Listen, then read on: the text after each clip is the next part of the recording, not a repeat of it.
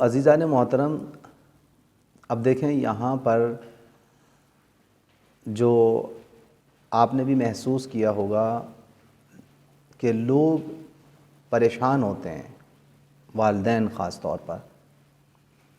اور ان کی سمجھ میں نہیں آتی بات کہ آخر ہم نے اپنی اولاد کو تعلیم دی، پڑھایا لکھایا، قابل کیا، لیکن پھر بھی اولاد کیوں بگڑ گئی، کیا وجہ ہے؟ تو اس کا ایک مختصر سا تو جواب یہ ہے کہ یہ بات ذہن میں رہنی چاہیے کہ ہمیں شروع ہی سے بچوں کی دنیاوی تعلیم کے ساتھ ساتھ دینی تربیت اور تعلیم پہ بھی توجہ دینے کی ضرورت ہے۔ گھر کے اندر جس طرح سے ہمارا ماحول ہوگا، جو والدین کا ماحول ہوگا، بچے عام طور پر اسی ماحول سے سیکھ جاتے ہیں۔ وہ دیکھتے ہیں کہ ہمارے ماں باپ کس طریقے کا رویہ اختیار کیے ہوئے ہیں اور آپس میں ان کے روابط کیسے ہیں، تو گویا بچہ جو چیز دیکھ رہا ہے آپ میں، وہ اسے محسوس کرنے کے ساتھ ساتھ اسے گویا اپنی مستقبل میں آنے والی زندگی کے لیے آئینہ قرار دیتا ہے، نمونہ قرار دیتا ہے۔ لہٰذا ضروری ہے اس بات کا خیال رکھنا چاہیے کہ پیرنٹس اپنے بچوں کے سامنے خصوصیت کے ساتھ ان چیزوں کا لحاظ رکھیں کہ جو بچے کی تربیت کے اندر اثر انداز ہوتی ہیں۔ لیکن آپ دیکھیں کہ والدین الحمدللہ کبھی کبھی بہت اچھے نظر آتے ہیں اور واقعاً اپنی زندگی میں بہت اچھے ہوتے ہیں، آپ نے دیکھا ہوگا، لیکن اس کے باوجود آپ دیکھیں کہ کبھی کبھی اولاد بگڑ جاتی ہے۔ کیوں بگڑ گئی اولاد؟ اب کیا کیا جائے؟ رزق حلال کھلایا اسے، اچھی تربیت دی ہے گھر میں والدین کا طریقہ زندگی اچھا ہے، لیکن اس کے باوجود ہم دیکھتے ہیں کہ بعض لوگ پریشان ہو کر آتے ہیں کہ قبلہ مولانا صاحب یہ بتا دیجئے، کوئی وظیفہ بتا دیجئے کہ آخر اولاد بگڑ گئی ہے، اس کی بہتری اصلاح کے لیے، اس کی بہتری کے لیے، اس کی اصلاح کے لیے کوئی دعا، کوئی نماز، کوئی طریقہ کار ایسا ہو کہ جس کے ذریعے ہماری محنتوں کے ساتھ ساتھ اگر کوئی الہی وظیفہ ہو جس کے ذریعے ہم اپنی اولاد کو بہتر طور پر سنوار سکیں، تربیت کی طرف لا سکیں اسے، اور بگڑی ہوئی اولاد کو نیک بنانے میں، نیک راہ پر لانے میں اثر انداز ہو، تو ضرور اس میں ہماری رہنمائی کیجیے۔ ہم نے اسی چیز کو محسوس کرتے ہوئے اس نقطے کا انتخاب کیا کہ تاکہ اگر آپ سے بھی یہ کوئی سوال کرے یا آپ کے مشاہدے میں کوئی اس قسم کی بات آئے کہ جہاں آپ دیکھتے ہیں کہ والدین واقعاً پریشان ہیں اور تمام تر طریقوں کے باوجود، تربیت کے باوجود اولاد بگڑی ہوئی نظر آتی ہے، تو جہاں تربیت رزق حلال کے ذریعے ہوتی ہے، گھر میں تعلیم کے ذریعے ہوتی ہے، تربیت کے ذریعے ہوتی ہے، وہاں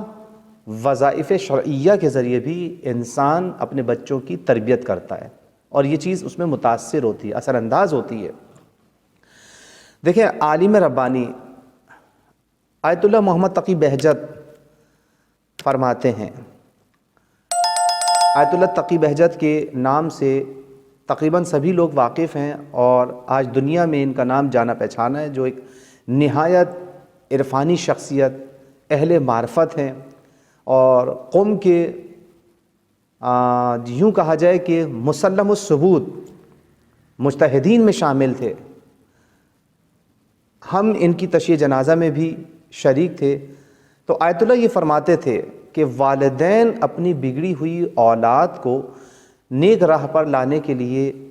2 رکعت نماز پڑھیں۔ دیکھیں، بہترین وظیفہ ہے کہ آپ تربیت کر رہے ہیں اپنے بچوں کی، ان کی طرف متوجہ ہیں، انہیں رزق حلال بھی کھلا رہے ہیں، لیکن ساتھ ساتھ اس عمل کو بھی انجام دیں۔ اگر اولاد کو آپ بگڑتے ہوئے دیکھ رہے ہیں اور آپ کے کہنے میں نہیں ہے اور والدین پریشان ہیں، تو اس کے لیے بہترین طریقہ یہ ہے۔ آیت اللہ فرماتے ہیں کہ 2 رکعت نماز پڑھیں، جس کی پہلی رکعت میں سورہ حمد کے بعد 10 مرتبہ سورہ ابراہیم کی آیت نمبر 40 کو پڑھا جائے گا۔ 40 آیت نمبر کون سی ہے؟ بسم اللہ الرحمن الرحیم، رب اجعلنی مقیم الصلاۃ ومن ذریتی، اس آیت کو پڑھیں گے۔ ربنا وتقبل دعا، اے ہمارے پروردگار، اے میرے پروردگار مجھے اور میری ذریت میں نماز قائم کرنے والے قرار دے۔ یہ حضرت ابراہیم علیہ السلام کی مشہور و معروف دعا ہے جسے خداوند عالم نے قرآن کریم میں آیت کی صورت میں محفوظ کیا ہے۔ اے میرے پروردگار مجھے اور میری ذریت میں نماز قائم کرنے والے قرار دے، اور اے ہمارے پروردگار ہماری دعا کو قبول فرما۔ یہ پہلی رکعت میں آپ کو انجام دینا ہے۔ دوسری رکعت میں سورہ حمد کے بعد سورہ فرقان کی آیت نمبر 74، آیت نمبر 74 پڑھنی ہے۔ بسم اللہ الرحمن الرحیم، ربنا ہب لنا من ازواجنا ذریاتنا قرۃ اعین واجعلنا للمتقین اماما۔ اے ہمارے پروردگار ہمیں ہماری ازواج اور اولاد کی طرف سے خنکی چشم عطا فرما اور ہمیں صاحبان تقوی کا پیشوا بنا دے۔ تو انشاءاللہ العزیز اگر آپ اس نماز کو بجا لائیں کہ جو ایک عارف شخصیت حضرت آیت اللہ بہجت نے بیان فرمائی ہے، اس نماز کو اگر اسی ترتیب کے ساتھ انجام دیں اور اس کو اسی نیت کے ساتھ انجام دیں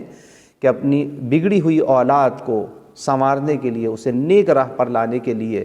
پروردگار اس 2 رکعت نماز کو انجام دیتا ہوں، پڑھتا ہوں یا پڑھتی ہوں قربتاً الی اللہ، تو انشاءاللہ العزیز اس کی برکت سے خداوند عالم آپ کی اولاد کو راہ راست پر لے آئے گا انشاءاللہ۔